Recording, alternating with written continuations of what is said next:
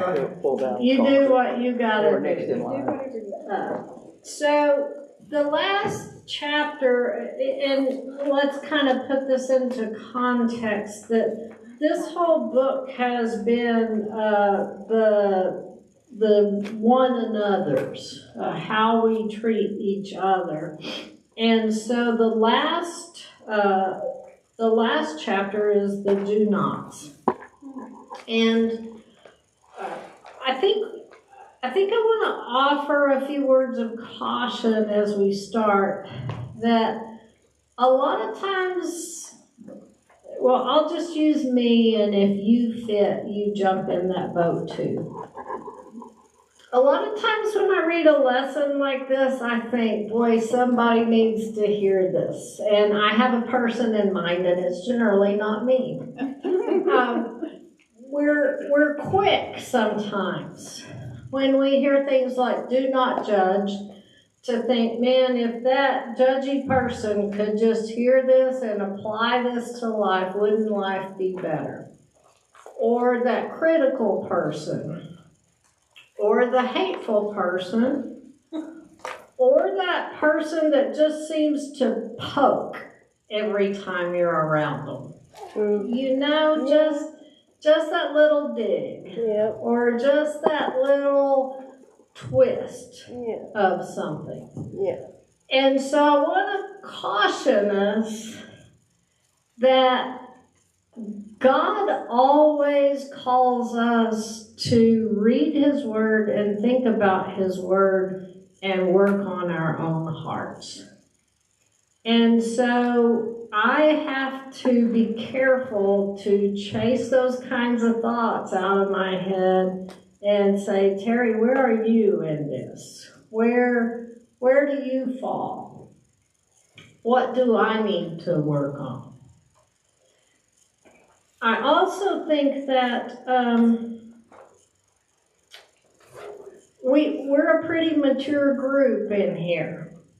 Age and experience. And good afternoon, ladies. You know what? You're good. You look great. You're here. Happy you're here. We're good. Now we got 2 tables. We're better late than never. Oh my goodness, yes. And there's snacks afterwards, so who wants to miss a snack? Sorry. You're good. You're fine. Okay. I feel like the older we get, there's a bit of a tendency to become more rigid, to become more, I want something a certain way and I want it done this way, and I like this pattern of something.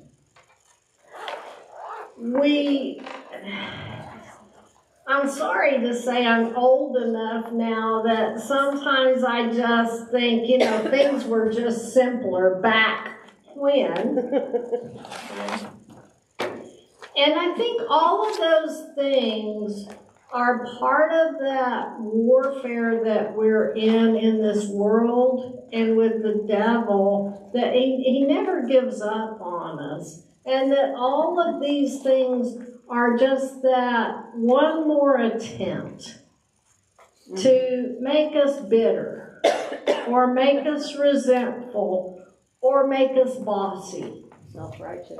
Or self-righteous. I mean, because that's part of what we're talking about today in judging, is I put myself in a place that says, here's the standard, and then I'm asking other people to come to this standard. So I want to encourage us to understand that really as we grow older, we're in a fight to keep embracing new things, new ways of doing things, new slang. All of your slang was, it went out the window about 30 years ago. And Yeah, now we throw shade. We throw shade. I could ask you how you like my drip, but you would look for a water leak, not for fashion. And so as we move forward, I just want you to keep those kinds of things in your mind. I also want to remind us that Scripture is ever so important, and Jesus is our ultimate example. And some of our study of Jesus' life on earth should deal with what he felt like needed addressing and what he let go. Because there are some things that he was quick to address. And there are some things that you look at and you're like, well, wait a minute. And, you know, he let that go. And I dare say that we can find more examples than we think that are pertinent to our life situations in how Jesus handled people. 1 John 2:6 says, whoever claims to live in him must live as Jesus did. Just think about that one for a minute. If you're claiming to be his follower, you're going to live the same way he lived. Also remember that as we think about Jesus and talk about him being all-powerful, he always made it clear that he submitted to the will of the Father in what he said, in what he did, and in his actions. I guess did and actions are the same thing. And so I think this lesson calls us to remember that we don't act and say out of what we want, always. Sometimes I gotta put that aside because it's just not important in the big scheme of things. 3 big places in the Bible I want to go today, and the first one's Matthew 7. Matthew 7 is part of the Sermon on the Mount.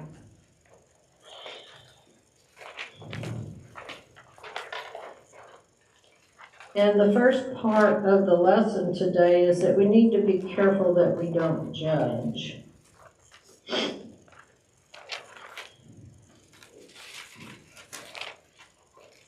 Jesus says, do not judge, or you too will be judged. For in the same way you judge others, you will be judged.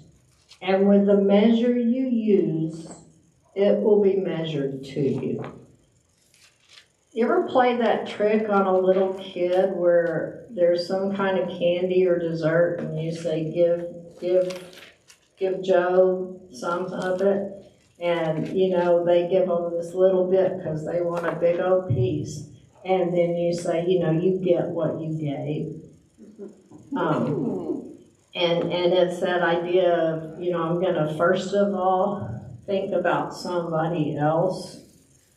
It's a little bit terrifying if you stop to think that what measure you use, it will be measured against you, or that's the measure that will be used for you. And that's a bit of a sobering thought. What do you think his intent was? What do you think Jesus was saying in that? Treat others as you want to be treated. You know, the more I read and thought about this lesson, I thought, you know, over and over and over in some form, we hear love God, and always then it's what? Love other people. And show others a little grace. If you want a little grace, you need to show others a little grace. You know, Why do you think it's hard to show others grace? Because our minds need to be on Christ. That's when you just look what He's done. How can you not give grace to others? Yeah.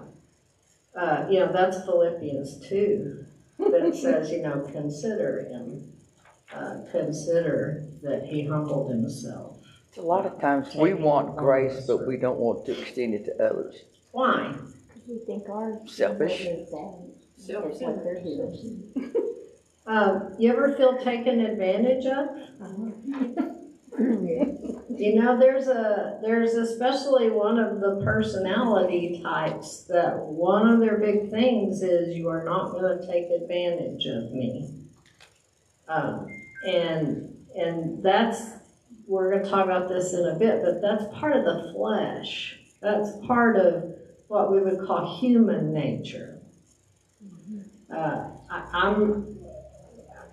gave Sherry the second chance. I gave her the third chance. And now she's just running all over me with this. We don't want to be taken advantage of. What else? Well, we justify our own actions, but condemn someone else's. Ours are justified.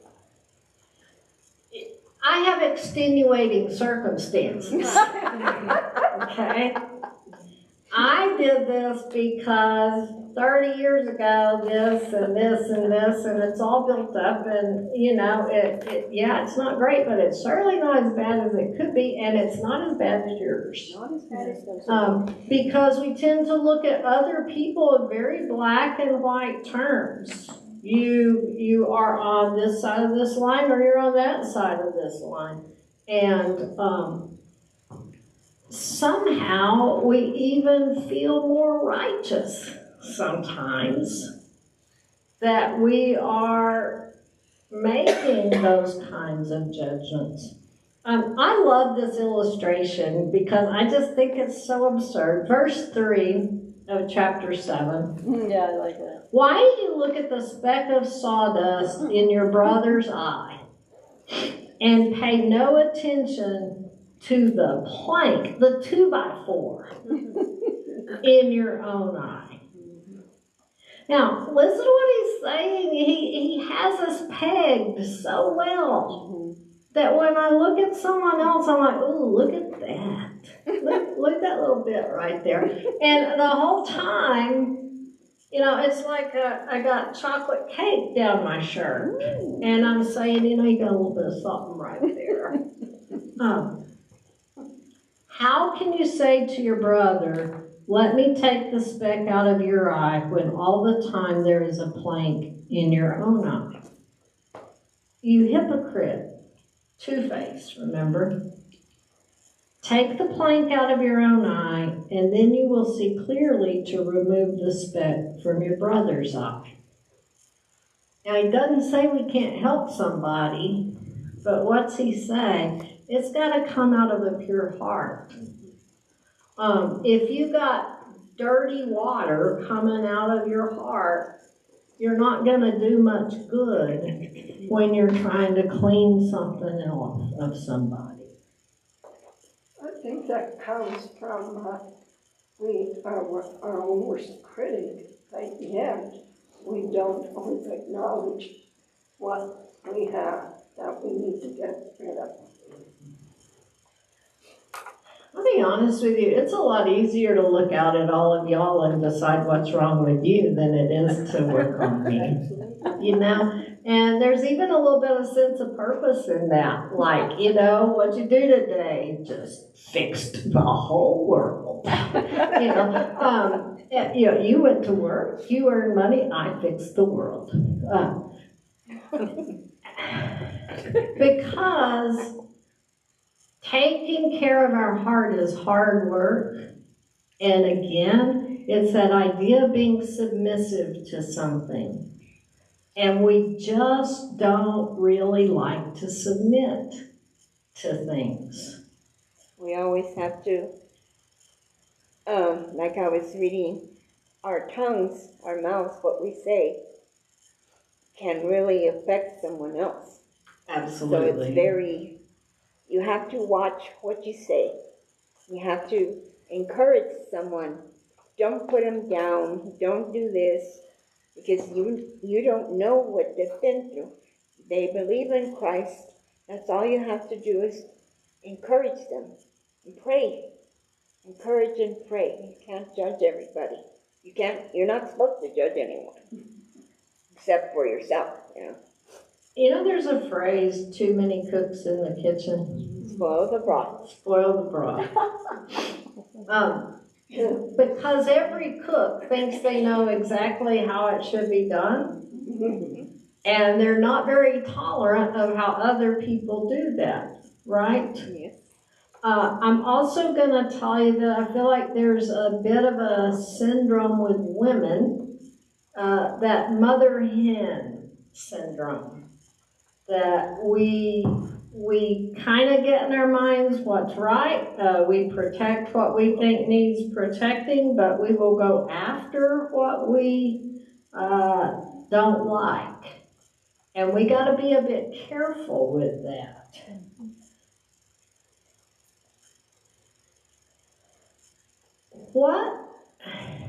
What discourages you, like as you think about judging and being hateful and being provoked? Now, we're not going down that road of here's all the hurts I've had since 1962, okay? But in general, what are some things that are really discouraging to you? Ungrateful people. You're trying to help them and they get mad. Ungrateful people. Why? I tend to take it personally. Yeah. You know, because I feel like I've done and then It's really hard when you feel like you've put good, hard effort into something and someone is critical of some aspect of it, or critical of you, or critical of a result, or just doesn't acknowledge your effort. or just doesn't acknowledge your effort. Or forget to take a shower. Right. But that's what the devil loves. He's looking for that all the time. Well, I'm just gonna tell you that the devil, there's all kinds of opportunities for you to take offense. And I'm embarrassed to say to you that as I studied this lesson, I could bring up some things from 20 or 30 years ago There you go. that I haven't let go from my heart. And that's not what God wants. But you hear how that works? Like something gets said and we latch on to it, and it just sits there. It stays there. It festers. Thank you. It does fester. Perfect You word. say that, yes ma'am. I think one of the hardest things we have is when we help somebody out and they don't know how to accept your gracious helpfulness. We can't see where they're coming from. Did they learn how to accept it? That's true. That's true. And yet all we get asked to do is to do. We don't ever get asked to judge the results. We don't ever get asked to make that grow. We don't ever get asked what, you don't have to fill out that sheet. I did this multiplied times this, look at the good that is the sum total. God never asks that. He just asks that we keep doing. All we can do is throw the seeds out. We don't get to see whether what came in after. Which is so easy to say. And then I'm looking at that bunch of weeds and I'm like, I am so mad because I threw good seed in there, you know? To learn to let it go. I'm sorry. Didn't you feel like you're casting your pearls before swine? You do, and that's, Right. that's actually the next verse, isn't it? Like, don't give dogs what's sacred, don't throw, and, I was just gonna ignore that, so, thank you for that. But it's right, we do, we feel like I've taken something good and it's just been trampled into the ground. We have to learn to let it go, or it's gonna eat us up. So, a number of weeks ago, one of the lessons I gave somewhere was, it centered on the Last Supper and Jesus washing the disciples' feet. And I didn't write it down, and there's not I can't tell you the verse right now, but it says Jesus knowing that the time had come, and knowing where he had come from, knowing where he was going, knowing full well that he was leaving his work in the hand of bozos, who were still like, are the chariots out here for us to take the kingdom? And, they've been with him forever, 3 years. And knowing that there was somebody in the room, knowing who the person in the room was, and yet he washes their feet. I mean, I don't know how you feel about that, and we have a hard time in this culture understanding, but he was lower than the busboy dishwasher, taking care of people. And then there's this whole section in John where he gives them all this information. I've called you my friends. Here's what you're gonna do for me. And he just keeps speaking instead of, he could have lit into Peter and just got it. I know what's gonna happen. Don't stand there and tell me you're my friend. I know what's gonna happen. He told him, but then, even later he's like, Peter, wake up and pray, man. The devil is at your door. He just kept speaking to them all the things he knew they could be and would be, and didn't rag them around about what they weren't. I'm going to suggest to you that for the most part, we know what we're not. And we need somebody not to be ragging us around about what we didn't do right or what we didn't accomplish. We need somebody to keep speaking to us those things that we can be and God sees that we will be. That's what this group. Now, make no mistake, and the lesson talks a bit about it, there are times we have tough conversations with one another. But even in that, the Bible speaks over and over and over to our gentleness.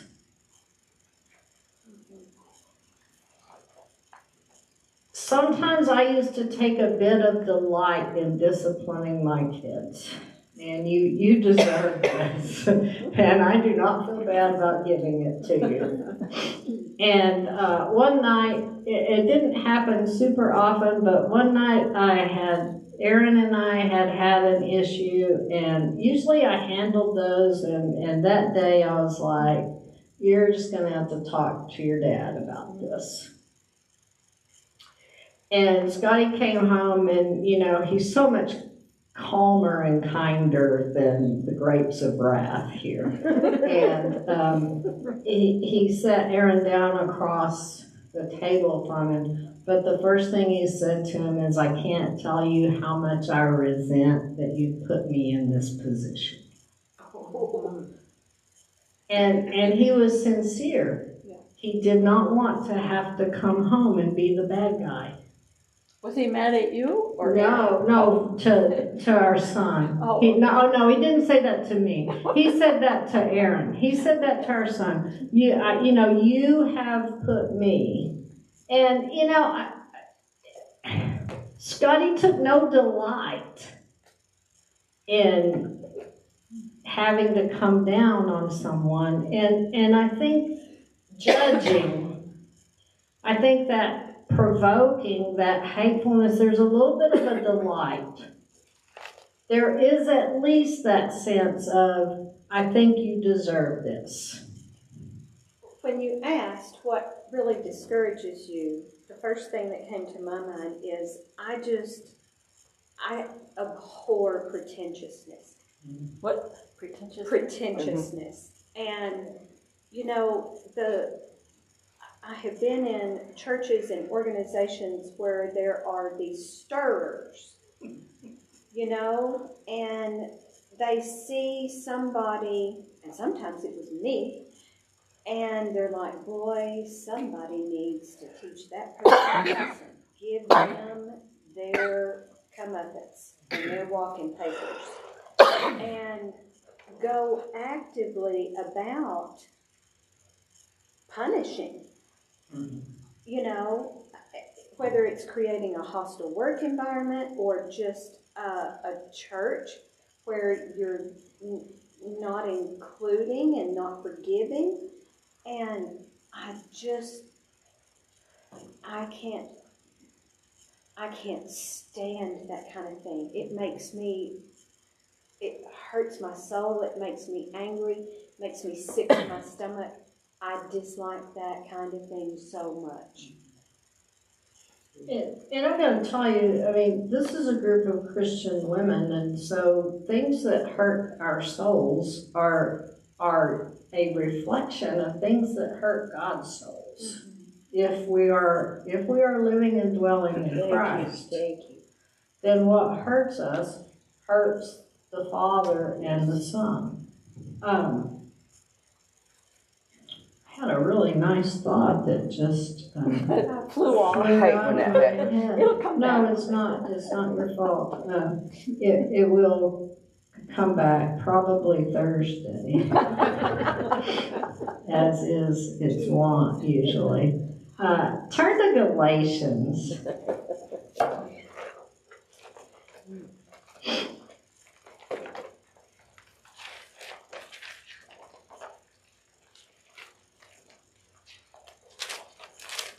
It's one thing to take it from somebody who loves you.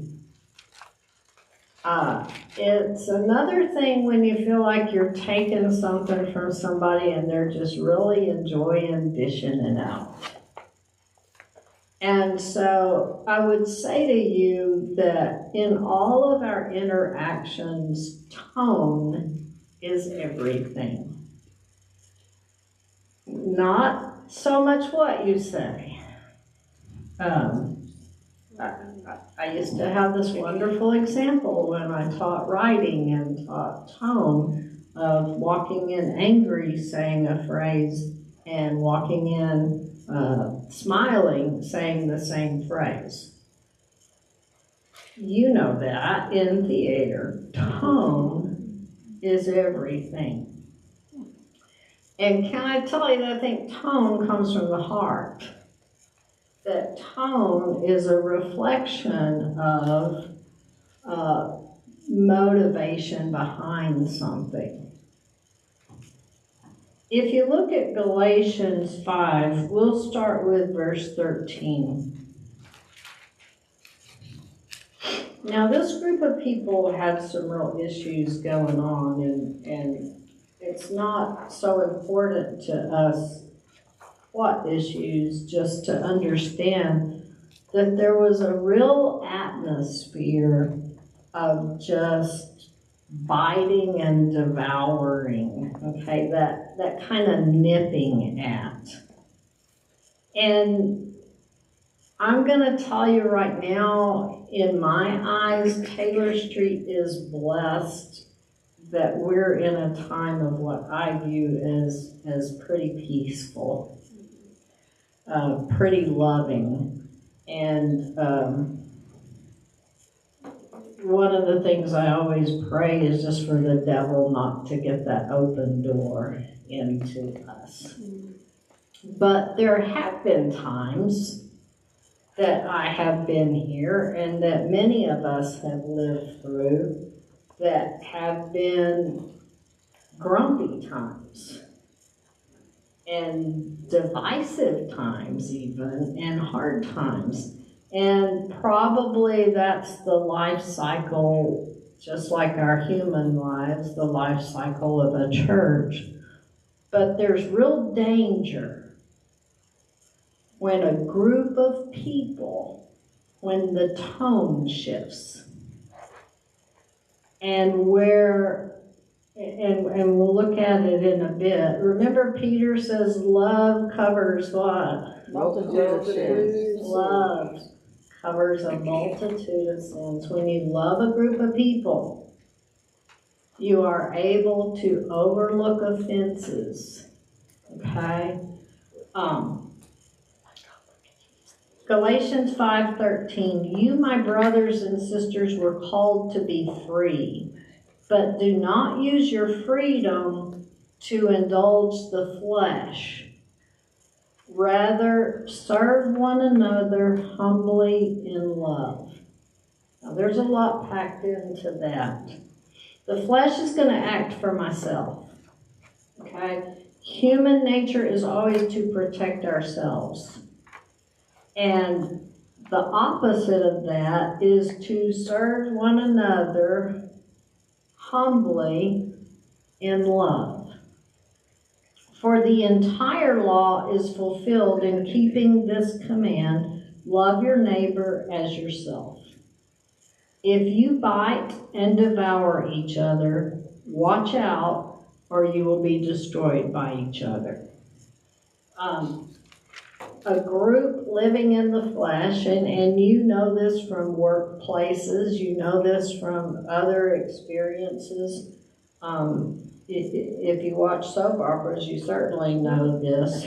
If you bite and devour each other, watch out or you'll be destroyed.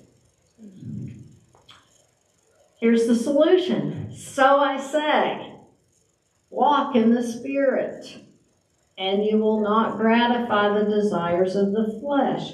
For the flesh desires what is contrary to the Spirit, and the Spirit what is contrary to the flesh. They are in conflict with each other, so that you are not to do whatever you want. You hear that? Well, it's my life, and this is what I want, said the flesh. But the Spirit says, I'm looking out for other people. But if you are led by the Spirit, you are not under the law. The acts of the flesh are obvious. And we read through those first ones and we're like, not me, not me, not me. Sexual immorality, impurity, debauchery, idolatry, and witchcraft. Now listen to the next 8. Hatred, discord, jealousy, fits of rage, selfish ambition, dissensions, factions, and envy. All of that, which is part of our nature that has to be quenched. All of that. I read Glenn Owen, and years ago had a study in Galatians, and he said, so many of these things in this list are good qualities taken to either a bad extreme or twisted. Selfish ambition. You have the drive in you to accomplish things, but when it becomes about me, it's twisted just a bit. But the fruit of the Spirit is love, joy, peace, patience, this is forbearance. Who changed my Bible? Kindness, goodness, faithfulness, gentleness, and self-control. Against such things there is no law. Those who belong to Christ Jesus have crucified the flesh with its passions and desires. Since we live by the Spirit, let us keep in step with the Spirit. Let us not become conceited, provoking and envying each other.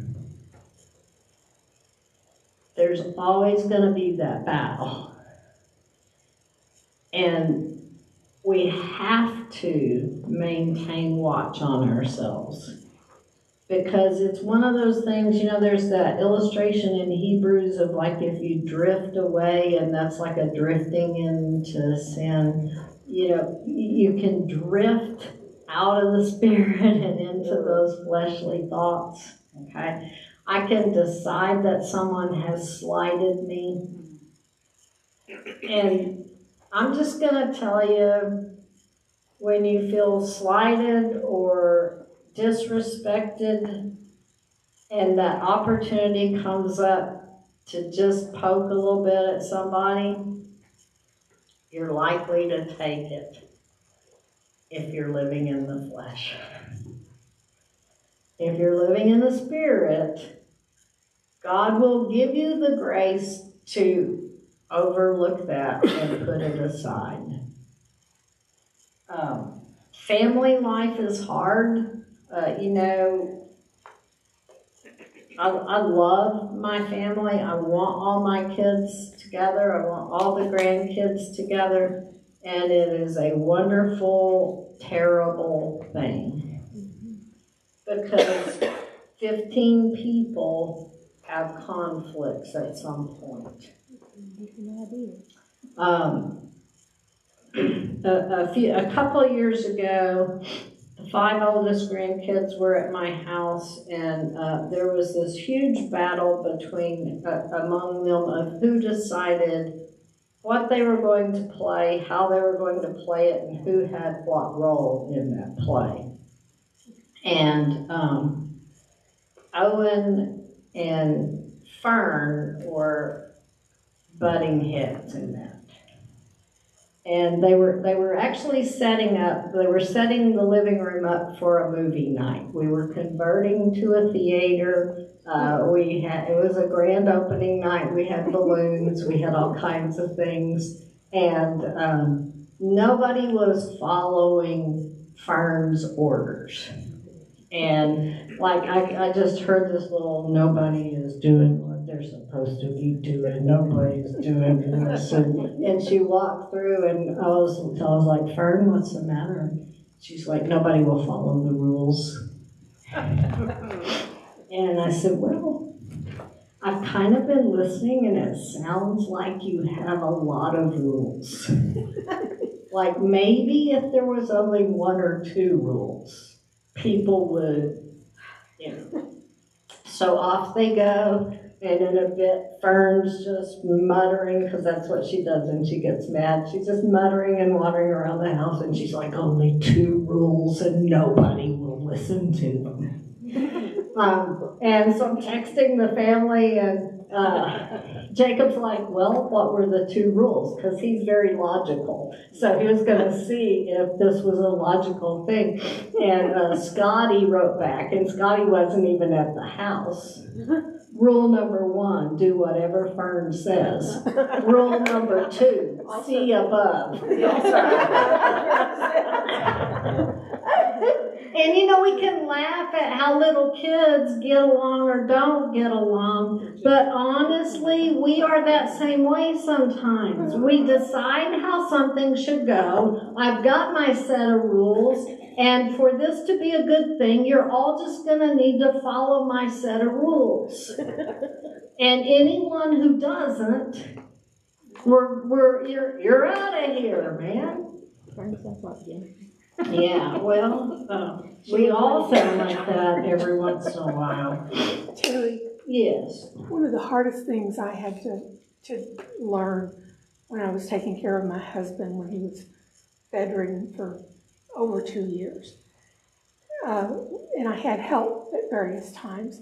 And the one thing I had to learn was they're not going to do things the way I want them done, but if they get the same end result, I should be okay with it. So I had to step back and allow them to do the things their way. I mean, yeah, things got put away in the kitchen in the wrong cabinet and all that stuff, but I had to step back and say, I need their help. Right. And they're not going to do it exactly the way I would do it, but if we get the same end result, it shouldn't matter.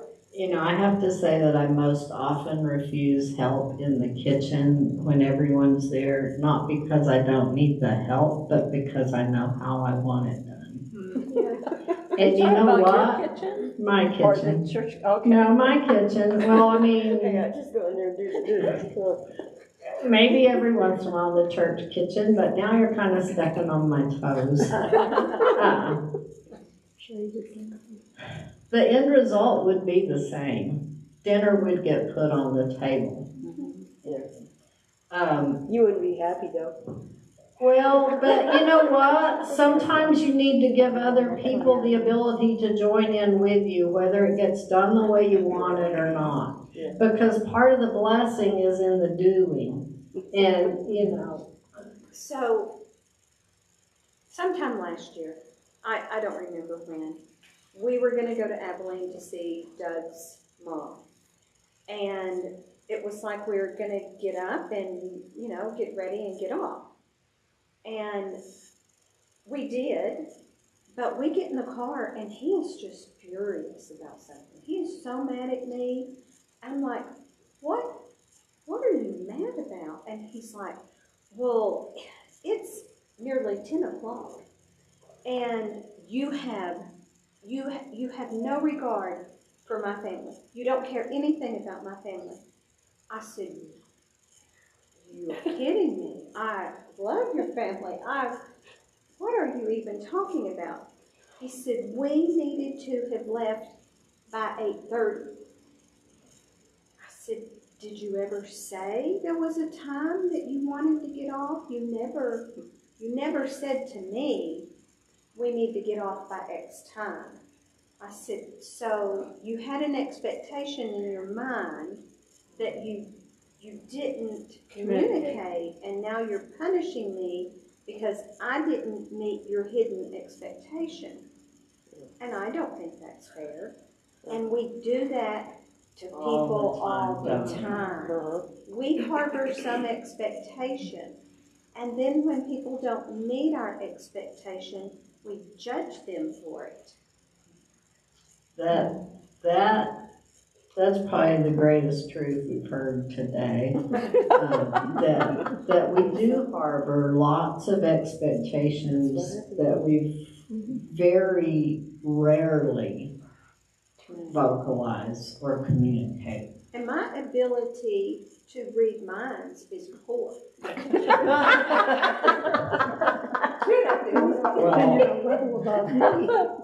I certainly hope you have some other superpower. Sadly, no. It's the same kind of thing. My husband will do dishes, and I'm not able to do it. Well, I'm used to having dishes put in certain spots. So when I get back in the kitchen, I can't find what I'm looking for. It's like, where is it? Then when I finally find it, I want to tell my husband, you put this in the wrong spot. Instead of saying, thank you. Oh, boy. Yeah. Yeah, right. That's something we get ourselves into because we're not thinking he did it for us. I should thank him for doing it, no matter Right. where it ends up at.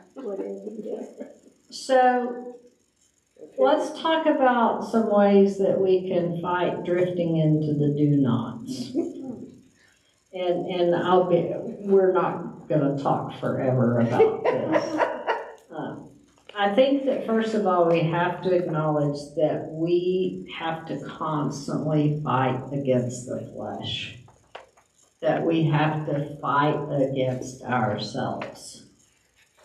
And some of that may be in being more tolerant of people. Some of that may be in accepting help. Some of it may be in communicating what we really want. The second thing is light always drives out darkness. If you're walking in the light, as He is in the light, you have fellowship one with another. And the blood of Jesus Christ, His Son, cleanses us. I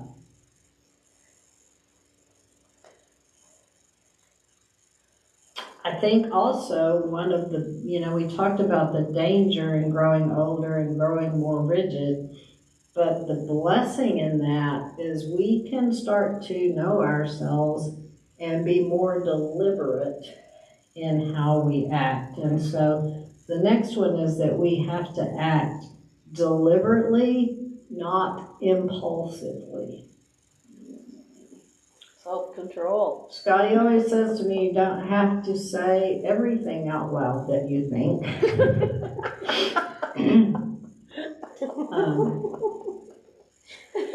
But, there's a truth to just because you think it, and even if it's true, even if it's right, it may not be the right thing right now.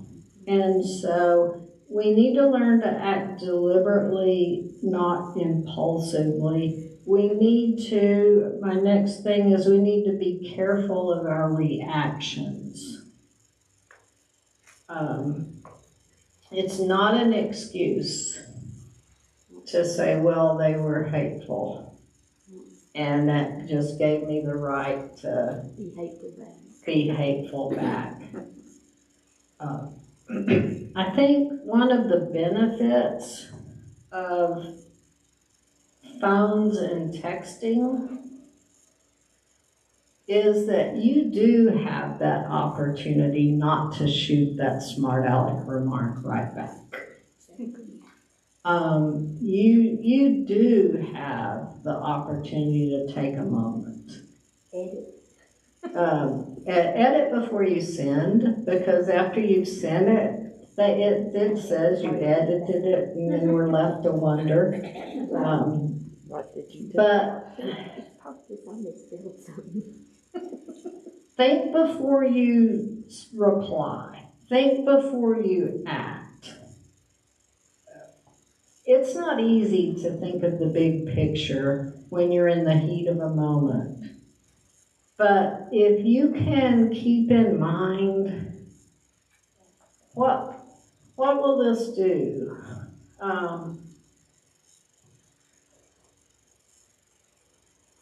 One of the things I think you learn with grown kids is to be very measured in your responses to their life choices, their life mates, because that may change.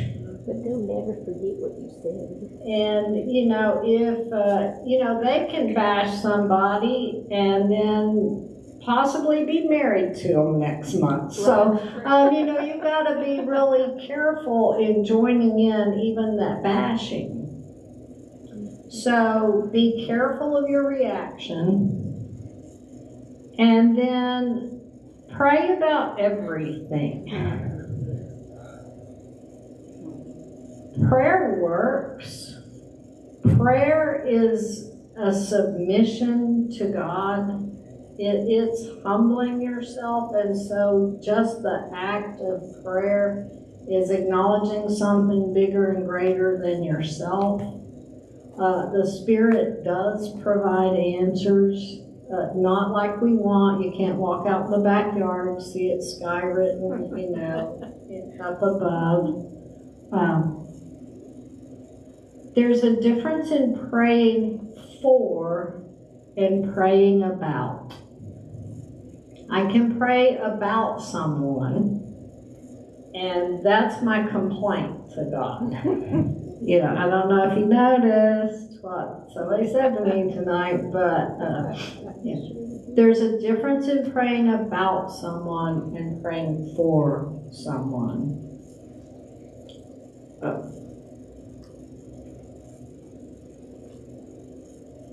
And then we have to humble ourselves. Going back to that lesson of Jesus the night he was betrayed, it's such a lesson in what spirit-driven love will allow a human being to do. Remember, he was still human. And he humbled himself and just looked out for others.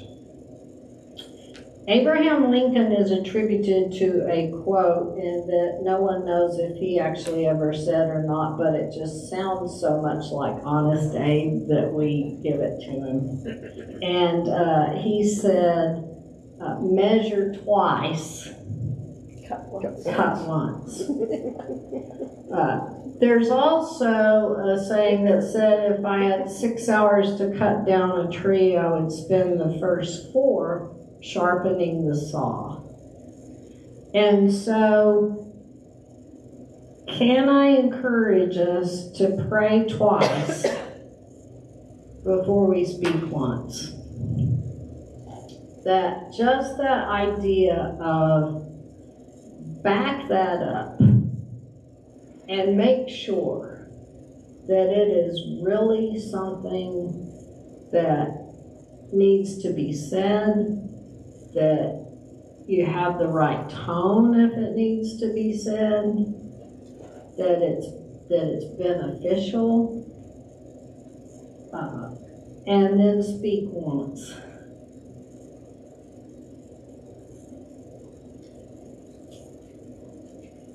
I think this room is full of people who are walking in the Spirit.